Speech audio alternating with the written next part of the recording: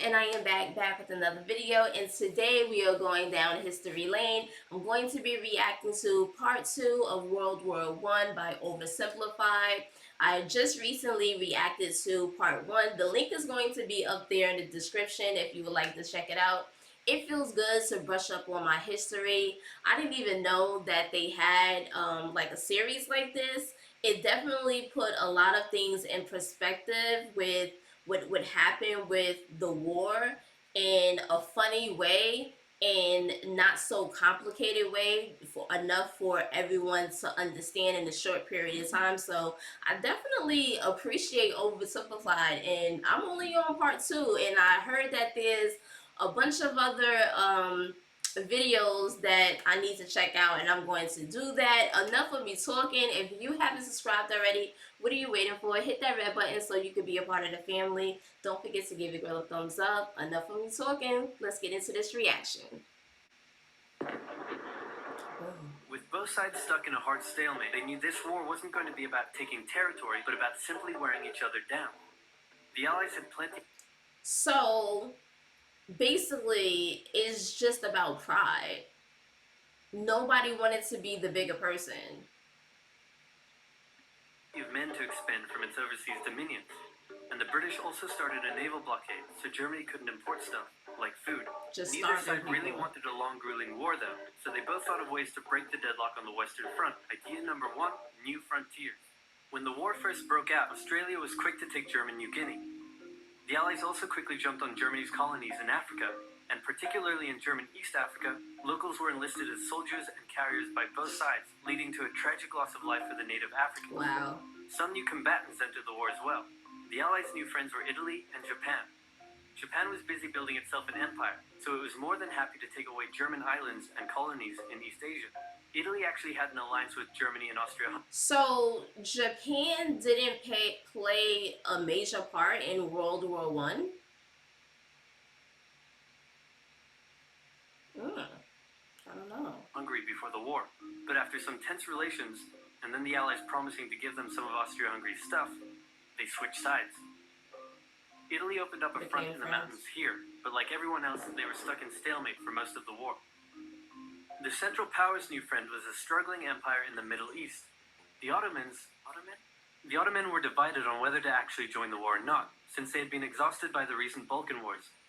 Some of the politicians who did want to join went off on their own and fired some shells at Russia, and then came back and said, "Whoops, looks like we're at war now." The Ottoman entry into the war was of particular concern to the British, since the Middle East was full of oil, and Britain wanted all of that oil. First, the Ottomans tried to attack Russia in the Caucasus Mountains, but they weren't prepared for the cold, and many of them froze to death. I heard that it's extremely cold in Russia. I mean, I've never been, but comment down below. Let me know if it's extremely cold in Russia. Then they crossed miles of desert to take the Suez Canal from the British, but that failed too. Then the Allies tried to take the Dardanelles at Gallipoli in a long and hard trench warfare campaign, but that also failed. The Ottomans blamed their initial losses on the ethnic Armenians living within Ottoman territory, and the resulting Armenian genocide led to the deaths of 1.5 million people. Then the Germans sent spies into Afghanistan to try to convince the Arab tribes there to rise up in jihad against the British and attack India. But that plan failed, partly because the spies got bored, brewed their own alcohol, and got drunk, which is a bad thing to do in Afghanistan. Why would you want to do that? All these new frontiers hadn't done much to change the war. Aware that the Allies had more men and supplies than them, the Germans knew they had to do something to break the stalemate. Before the war, there was a big conference that set out the rules of modern warfare. No chemical weapons, no killing civilians. Basically, that's understandable. The Germans held a meeting and decided to be jerks. Zeppelin air raids commenced over British cities. They also started attacking the Allied trenches with chlorine gas, and they used submarines to sink civilian ships. One such civilian ship was the Lusitania, which had 159 Americans on board when it was sunk, further swaying U.S. opinion against the Germans. Not to be completely unfair to the Germans, the Allies also engaged in chemical warfare soon after, and they had been hiding anti-submarine weapons on their civilian ships, which let the Germans justify their attacks. But that's not really justifiable, just because they have access to these things, but they didn't use it until it was already used by Germany. I don't know. Do you guys think that that was justifiable? I don't think so. Meanwhile, Austria-Hungary still hadn't dealt with Serbia, so the Central Powers enlisted some help. Bulgaria wished it was bigger and was still bitter about losing the Second Balkan War. The Central Powers promised to make all of Bulgaria's wildest dreams come true if they helped, so they signed on, and together they knocked out Serbia. The Serbian troops retreated through Albania, which was neutral but had some ties to Austria-Hungary. So Austria-Hungary entered Albania in a friendly invasion to chase down the Serbians, many of whom escaped by sea. What is a friendly invasion? It's 1916, and a lot is happening. As if they didn't have enough enemies already, Germany added one more to the list. Portugal had been getting a bit chummy with the Allies behind the scenes, and Germany didn't like that one bit. Around the same time, the only sea battle of the war happened. Both sides had a new powerful class of battleships called dreadnoughts. They were so expensive to build that neither side wanted to risk losing them in a battle, so they kept them in port, except for one time when they had a big fight and a bunch of them got damaged, so they didn't try that again. The UK started conscripting men to the army, so they had plenty of reserves, which is just as well because the Western Front was about to get brutal. The longest and one of the bloodiest battles of the war started when the Germans launched an attack around the French city of Verdun. The French defended it desperately, leading to hundreds of thousands of casualties. Under pressure, the French called on its allies to do something to draw the Germans' attention away, so the British started their own long and brutal fight, the Battle of the Somme, with 60,000 British casualties on just the first day. It was also here that the British first used one crazy brand new piece of sci-fi technology. The Russians had been getting pushed back further and further into their own territory. But in response to the French call for help, they began a huge offensive, and did really well until they ran out of supplies and got stuck.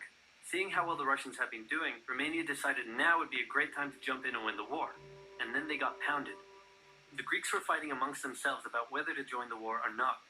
The king liked the central... So where is Japan in all of this? Because it doesn't seem like they played a major part as well in World War One. I mean, I know that they contribute or was a part of it, but it doesn't seem like, I don't know, I don't hear him speaking too much about Japan at this point.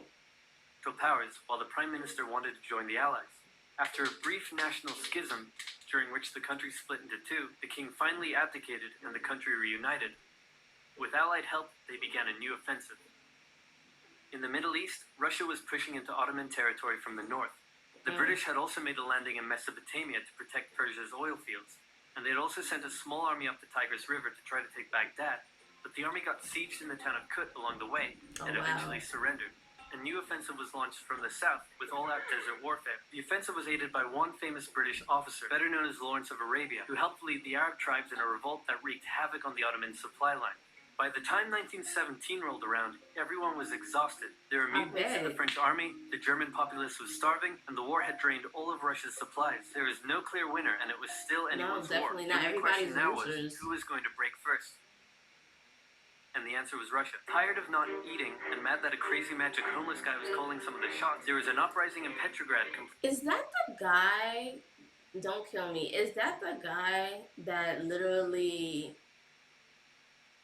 I think he was like survived off of like not eating or something like that?